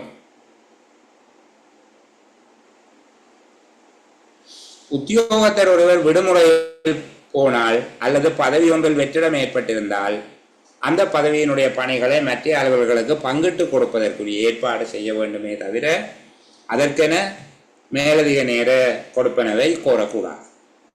எல்லா சந்தர்ப்பங்களிலும் அல்ல, இயலுமான வரைக்கும் ஒரு உத்தியோகத்தர் விடுமுறையில் போயிருந்தால் அல்லது பதவி ஒன்றில் வெற்றிடம் ஏற்பட்டால் அந்த பதவியினுடைய பணிகளை மேற்கொள்வதற்கு மேலதிக நேர பணியை அனுமதிக்கக்கூடாது. அந்த வேளைகளில் அந்த வேலையை ஏனையவர்கள் மூலமாக நிறைவேற்றுவதற்கு பொருத்தமான ஒரு ஒழுங்குமுறையை திணைக்களத் தலைவர் செய்ய வேண்டும். இந்த பகுதியை நான் சொன்ன விஷயத்தை கருத்தில் வச்சுக்கொண்டு 3வது பகுதி 8வது அத்தியாயத்தினுடைய 3வது பகுதி கொஞ்சம் கவனமாக படித்து கொள்ளுங்க. சரிதானே? அடுத்தது, யாருக்கெல்லாம் ஓவர் டைம் கொடுக்கக்கூடாது. ஒரு உத்தியோகத்தர் ஒருவருக்கு மேலதிக நேரப்படியை பெறுவதற்கு ஓவர் டைம் கொடுக்கக்கூடாத உத்தியோகத்தர்கள் யார்? இதை படிச்சுட்டு இதை கொண்டு வந்து தேர்தலோடு பொருத்தக்கூடாது. நாங்கள் தேர்தலுக்கு எல்லாருக்கும் கொடுப்போங்க. தேர்தல் அது வேறு விதமானது, அது ஒரு விசேட பணி, அதுக்கண்டு விசேடமாக சட்டம் இருக்குது. உண்மையில் உங்களுக்கு தெரியுமோ எனக்கு தெரியாது, நாங்கள் ஒரு பகிரங்க சேவை உத்தியோகத்தர்களே இல்லை. சரிதானே? தேர்தல் ஆணைக்குழுவும் தேர்தல் ஆணையாளர் நாயகம் மற்றும் தேர்தல் ஆணையாளர்கள் நாங்கள் பகிரங்க சேவை உத்தியோகத்தர்கள் அல்ல, பப்ளிக் சேவன்றே இல்லை நாங்கள். சரிதானே? அப்போ எங்களுடைய காரியத்தை கொண்டு போயிட்டு இதோட பொருத்தி தேவையில்லாமல் பிழை எடுத்து போகக்கூடாது. மேலதிக நேர கொடுப்பனவு பொதுவாக யாருக்கு கொடுக்கிறார்? நாங்கள் இவி எக்ஸாம் தானே படிக்கிறோம், அதுக்கு ஏற்ற மாதிரி எழுதிவிடுவோம். முதலாவது பதவி நல உத்தியோகத்தருக்கு கொடுக்கிறார். சரிதானே? பின்வரும் உத்தியோகத்தர் வகுதியினை சார்ந்தவர்களுக்கு, இந்த வகுதி என்றது கேட்டகரி, பகுதி நிலை உத்தியோகத்தை பின்வரும் உத்தியோக வகுதியினை சார்ந்தவர்களுக்கு, பின்வரும் உத்தியோக வகுதியினை சார்ந்தவர்களுக்கு மேலதிக நேரப்படி செலுத்த முடியாது. ஒன்று பதவி நிலை உத்தியோகத்தர் ஒருவர் மேற்பார்வை பணி அல்ல மேற்பார்வை சார்ந்த கடமைகளில் ஈடுபடுகிறது. 2வது பார்ட் டைம் ஆஃபீஸர் ஒரு ஆள், பகுதி நேர உத்தியோகத்தர், அவர் வார நேரத்துக்கு தான் காசே கொடுக்குறது, பிறகு அவருக்கு இங்கே ஓவர் டைம். சரிதானே? பகுதி நேர உத்தியோகத்தர் ஒருவருக்கு கொடுக்கிறார். தற்காலிக அடிப்படையில் அல்லது அமைய அடிப்படையில் அல்லது நாள் சம்பள அடிப்படையில் சேவைக்கு அமர்த்தப்பட்ட ஒரு உத்தியோகத்தருக்கு கொடுப்பனவு வழங்கலாம். வழங்கக்கூடாது என்று சொல்ல பார்த்தனால வழங்கலாம். சரிதானே? அவ்வாறு அமர்த்தப்பட்டார் என்கிற ஒரே காரணத்துக்காக அவர் தகமையற்றவர் அல்ல. இதை பார்த்துட்டு அப்படியே சொல்லிவிடுறார்கள். இப்போ யாருக்கு மேலதிக நேரப்படியை செலுத்த முடியாதுன்றா இவர் 2 பேரும் தான், பதவி நிலை உத்தியோகத்தரும் பகுதி நேர உத்தியோகத்தர்களுக்கும் செலுத்துகிறார். பதவி நிலை உத்தியோகத்தருக்கு விடுமுறை தின கொடுப்பனவு தான் கொடுக்கலாம், ஹாலிடே பே தான் கொடுக்கலாம், ஓட்டி கொடுக்கிறாரா? ஒரு உத்தியோகத்தர் தற்காலிக உத்தியோகத்தர், அமைய உத்தியோகத்தர் அல்லது நாள் சம்பள அடிப்படையில் பணிக்கு அமர்த்தப்பட்டார் என்கிற காரணத்துக்காக அவருக்கு மேலதிக நேர மேலதிக நேர கொடுப்பனவை பெறுவதற்கு தகமையற்ற ஒருவர் அல்ல என்றா அவருக்கு தகமை உண்டு என்பதுதான் அதன் கருத்து. சரியா?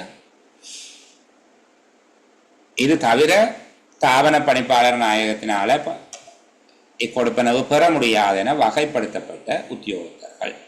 சரிதானே? தாபன பணிப்பாளர் நாயகத்தினால வகைப்படுத்தப்பட்ட உத்தியோகத்தர், குறிப்பாக அதுக்குள்ள வெளிக்கள உத்தியோகத்தர்கள் வருவார். இந்த வகைக்குள்ள இருக்கிறார்கள்ல வெளிக்கள உத்தியோகத்தர்கள் இந்த வகைக்குள்ள வருவினர். சரியா?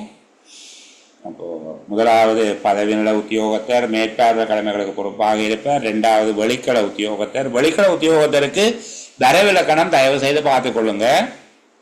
பொதுச்சேவை ஆணைக்குழுவின் நடைமுறை விதிகளினுடைய அந்த கடைசி அத்தியாயம் 23ஆம் அத்தியாயமா ஒருக்கா பார்த்துக்கொள்ளுங்க. அதில் சில வரைவிலக்கணங்கள் இருக்கின்ற அந்த உத்தியோகத்தர் வெளிக்கள உத்தியோகத்தர் மாற்று பணியால் வெள்ளன ஒரு பிள்ளை என்னிட்ட கேட்டிருந்தாங்க. நல்ல கேள்வி, உண்மையா மிக தகமையான கேள்வி உண்டு. என்ன கேட்டிருந்தாங்கன்னா, மாற்று பணியாளர் என்பதும் பதில் கடமை ஆற்றும் உத்தியோகத்தரும் ஒன்றா என்று சொல்லு. சரிதானே?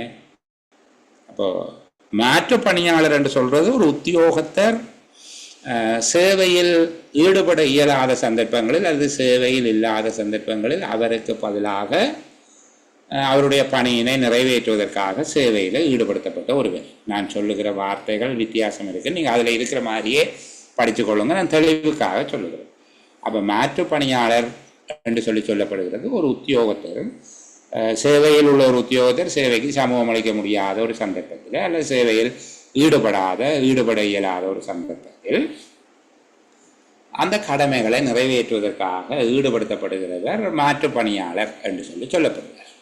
அப்போ அதில் என்ன வருமெண்டா பதில் கடமை என்றது ஆக்டிங் என்ன. அதே போல் கடமைகளை கவனித்தல், கவர் அப் டியூட்டி என்று சொல்லுவீங்க, கவரிங் டியூட்டி, சிங்களத்தில் ஆவரண கிரீம என்று சொல்கிற கடமைகளை நிறைவேற்று. சரியா? அப்போது அதே போல் பதிலீட்டு நியமனம் என்றால் ஒரு உத்தியோகத்தர் கடமையாற்ற முடியாத போது அதே நான் நியமனம் பதிலீட்டு நியமனம் என்று சொல்லி தந்தேன். பதிலீட்டு நியமனம் 4 நிபந்தனைகளை கொண்டது. அந்த பதிலீட்டு நியமனம் வருகிறது. சரிதானே? பதிலீட்டு நியமனம், பதில் கடமை நியமனம், கடமைகளை கவனித்தல், இதை 3லையும் ஈடுபடுகிற உத்தியோகத்தர்கள் மாற்று பணியாளர்களாக இருப்பார்கள். ஆனால் நீங்கள் இப்படி அங்கே விளக்கம் அங்கே எழுதக்கூடாது. மாற்று பணியாளரும் பதில் கடமை உத்தியோகத்தரும் ஒருவர் அல்ல.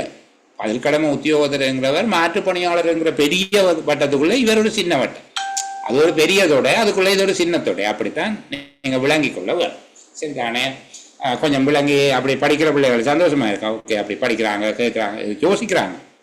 சரிதானே? அதை பற்றி கொஞ்சம் யோசிக்கிறாங்களே, என்னமோ இந்த வகுப்பு முடிஞ்சிட்டு போயிட்டு இல்லாமல் ஓ அது நல்லது. அப்படி அந்தபடியும் ஞாபகம் இருந்தபடி அதை விட வேறு கேள்விகள் கேட்டாக்கள் இருக்குது.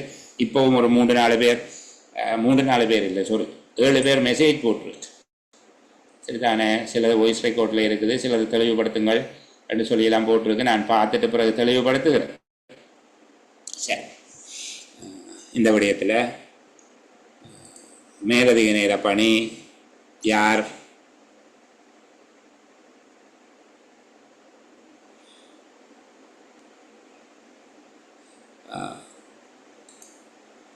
பகுதிநில உத்தியோகத்தர்கள், வெளிக்கள உத்தியோகத்தர்கள், பகுதி நேர உத்தியோகத்தர்கள் தாபன பணிப்பாளர் நாயகத்தினால வேறு விதமாக வரையறை செய்யப்பட்டவர்கள் என்று சொல்லலாம். நீங்கள் அவ விட்டாலும் பரவாயில்ல, பதவிநில உத்தியோகத்தரையும் வெளிக்கள உத்தியோகத்தரையும் பகுதி நேர உத்தியோகத்தரையும் எழுதினாச்சு. அடுத்தது மேலதிக நேர பணிக்கான கணிப்பு. சரிதானே? காலை வேளையில் மேலதிக நேர பணியாற்றுவதற்கு பொதுவாக அனுமதிக்கக்கூடாது. திறவுகோல் கடமை உடைய உத்தியோகத்தருக்கு அந்த அனுமதி வழங்கப்படும். பிறகு அவருக்கு அனுமதிக்க மாட்டேன்னு சொன்னால் அவர் வந்து ஆஃபீஸ் திறக்கிறீங்க. அப்போ அவருக்கு அப்போ பொதுவாக காலை வேளையில் மேலதிக நேர கடமையில் ஈடுபடுவதற்கு அனுமதிக்கப்படுவது இல்லை, பொதுவாக என்றுதான் சொன்னேன். சரிதானே? ஒரு நாளில் அவருடைய முழு கடமை நேரத்தில் உத்தியோகத்தர் பணியாற்றி இருந்து அதற்கு மேலதிகமாக அவர் கடமையாற்றி இருந்தால் மட்டும்தான் அந்த நேரம் கணிப்பிடப்பட வேண்டும். சில வேளையில் அவர் தாமதமாக வேலைக்கு வந்தது, அரை நாள் விடுமுறை எடுத்தது, சமய வழிபாடுகளுக்கான விசேட விடுமுறை போன்ற ஏதேனும் விடுமுறை காரணமாக இழக்கப்பட்ட காலத்தை அந்த நாளில் அவர் வேலை செய்த மேலதிக நேரத்திலிருந்து கழிச்சு போட்டு எஞ்சிய நேரத்துக்கு மாத்திரம்தான் கொடுப்பனவு செய்ய வரும். விளங்குதா? அப்போ 12 மணிக்கு வந்து இரவு 10 மணி மட்டும் வேலை செய்து போட்டு 4 காலுக்கு பிந்தின நேரத்தை எடுக்கலாம். அரை நாள் விடுமுறைன்னா அந்த முன்னுக்கு இருக்கிற 3.5 மணி அளவும் கழிக்க வேணும். இதில் அப்படித்தான் சொல்லியிருக்கு. சரிதானே? நம்ம பிந்தி இரவுக்கு வேலை செய்து போட்டு அப்படி செய்யுது. இப்போ இதெல்லாத்தையும் கழிக்க வேணும். அதே போல் இஸ்லாமிய சகோதரர்களுக்கு வெள்ளிக்கிழமையில் தொழுகையில் ஈடுபடுவதற்காக கொடுக்கப்படும் நேரம். அவர் விசேட விடுமுறை ஆகிறாங்க, லீவுக்குள்ளே பார்ப்போம். 12ஆம் அத்தியாயத்தில் லீவு கொடுக்கப்படும். அந்த நேரம் கழிக்கப்படும். வெள்ளிக்கிழமையில் அவர் மேலதிகமாக வேலை செய்தாருன்னா அந்த 1 மணி நேரம் கழிச்சிட்டு அதுக்கு மேலதிகமாக வார நேரத்துக்கு தான் கொடுப்பார். அதே போல் அரை மணி நேரத்துக்கு குறைவாக ஒரு டைமில் வேலை செய்தால் அதை எடுக்கக்கூடாது. சரிதானே? இப்போ திறவுகோல் கடமைன்னா காலையில் ஒரு 20 நிமிஷம் முதல் பின்னேரம் ஒரு 40 நிமிஷம் பிந்தி போகிறார் என்றால் அவருக்கு 1 மணி நேரம் ஓவர் டைம் இல்லை. ஏன்னா அந்த ஒரு டைமில் அரை மணி நேரத்துக்கு குறையக்கூடாது, ஒரு நாளில் 1 மணி நேரத்துக்கு குறையக்கூடாது. அப்போ இவருக்கு 1 மணி நேரம் வருது, ஆனால் காலையில் 20 நிமிஷம் தான் வந்திருக்கு, மத்தியானம் 55 நிமிஷம் வந்திருக்குது, எடுக்கல. சரியா? காலம நேரத்தை கணக்கில் எடுக்கலாது தானே. அப்போ இப்படி வருகிறது. காலையில் ஒரு 20 நிமிஷம், பின்னேரம் 35 நிமிஷம் வேலை செய்தால் அரை மணி நேரம் இருக்குத்தானே என்று சொல்லி இருக்கிறார். 55 35 எடுத்து வச்சுக்கொள்வோம். 35 இப்போ காலையில் 20 சேர்த்து கூட்டினா நாளுக்கு 1 மணி நேரம் வரையில் காலமையான எடுக்கவே இல்லாத. அப்போ பின்னேரம் அரை மணி நேரம் வேலை செய்திருக்கிறார், எடுக்கலாம். ஆனால் சேர்த்து கூட்ட மாதத்துக்கு நாளுக்கு 1 மணி நேரம் வரையில், ஆகவே எடுக்கல. மற்றது கணிப்பீடு செய்கிற நேரத்தில் இப்போ 5 5:15 5:30 5:45 6 6:15 6:30 எடுக்கணும். பிறகு 10 நிமிஷம் 5 நிமிஷத்துக்கெல்லாம் கணக்கு பண்ணி பார்க்கக்கூடாது. 1/4 மணி நேரங்களின் அடிப்படையில் தான் கணக்கு பண்ண வேணும். கணக்கிட வேண்டிய காலப்பகுதி தொடர்பாக அவர்கள் கேட்பார்களாக இருந்தால் இதை சொல்லுவோம். சரிதானே? அதே போல் கடமைக்காக பயணிக்கும் காலத்தை மேலதிக நேர பணிக்காக கணக்கிடக்கூடாது என்று சொல்லியிருக்கு. ஆனால் அவர் விழிப்பாக இருக்க வேண்டிய சந்தர்ப்பத்தில் அதை கணிப்பிட வேண்டும். சரிதானே? சாரதி, பணத்தை கொண்டு போகிறவர், அதாவது சும்மா இருக்கிறார், அப்படியான சந்தர்ப்பத்தில் அதை கணிப்பிட வேண்டும். மேலதிக நேர கொடுப்பனவுக்காக அதை கணிப்பிட வேண்டும். சில வேளைகளில் இந்த காத்திருத்தல் படி என்று சொல்லி சில வேளைகளில் இப்போ சாரதி வாகனத்தை விட்டுட்டு அவர் ஓய்வாக இருக்கிறார் என்றால் அதனுடைய அரைவாசி நேரத்தை கணிக்கிற முறை இருக்கு. காத்திருத்தல் கடமையாக கருதி மேலதிக நேர படிக்காக அதனுடைய அரைவாசிய மாத்திரம் கணிக்க வேண்டும். கடமை இல்லை, ஆனால் அவர் இடையில மாத்திரம் வேலை செய்ய வேண்டியிருக்கும், மறுபடி பார்த்து கொண்டிருக்க வேண்டியிருக்கும். வீட்டை போயிடலாம். சரிதானே?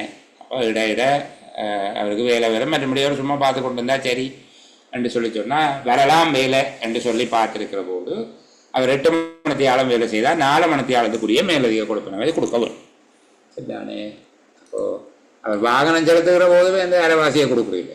அதே போல் ஒரு அரசாங்க வாகனத்தை கொண்டு போய் பொது வழியில் தரிப்பிடத்தில் விட்டுட்டு அவர் இருக்கிறாருன்னா அவர் வாகனத்தை முழு நேரமாக கண்காணிக்கிறார் என்று கருதி அந்த கொடுப்பனவை செய்யலாம். இது சும்மா ப்ராக்டிக்கலாக சொல்கிறபடியே.